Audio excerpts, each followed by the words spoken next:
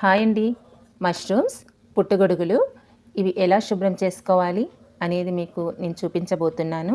Mushrooms ఇలా ఉన్నాయి, బాగా చూడండి.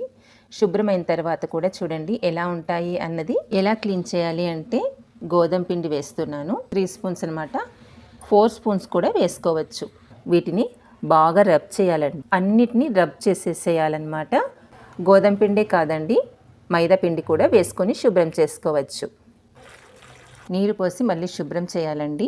చూడండి ఇలాగా ప్రతి ఒక్కటి ఇలా బాగా వాష్ చేయాలి. ఉప్పు వేసుకొని మరొకసారి వాష్ చేసుకోవాలి.